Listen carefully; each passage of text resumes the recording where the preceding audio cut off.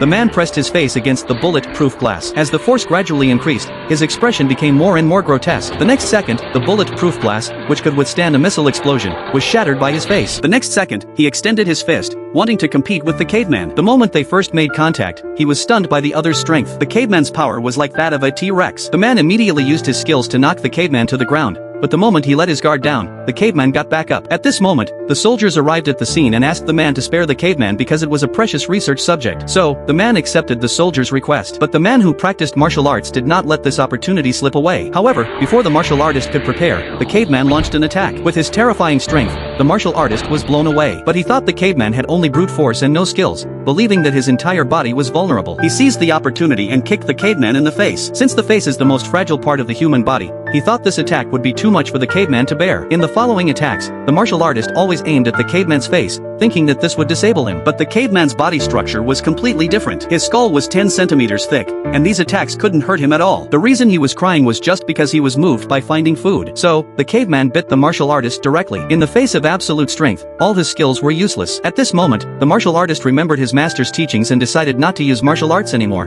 but to punch randomly like a child. But facing the caveman's attack, he unconsciously defended himself with martial arts again. At this moment, he realized for the first time that it was not shameful to lose using martial arts, but it was shameful not to use it for fear of losing. So, he used all the skills he had learned, but he still couldn't defeat the caveman. The next second, he was knocked flying and lost consciousness completely. In the end, he still lost to the caveman. At this moment, the caveman also shed tears of excitement because he was extremely hungry. Watching him step by step towards the martial artist, the old man finally couldn't bear it. He couldn't accept that the martial artist would be eaten. He shouted loudly, asking if the caveman really intended to eat his friend. But unexpectedly, he was slapped away. For him, eating the opponent was the greatest recognition. This cruel and violent dinner was filled with pain in his heart. The next second, a very strong dose of anesthetic was injected into his body. When the martial artist woke up again, he had already lost his right leg, but he didn't feel relieved for surviving the disaster. All he felt was regret for not keeping his promise.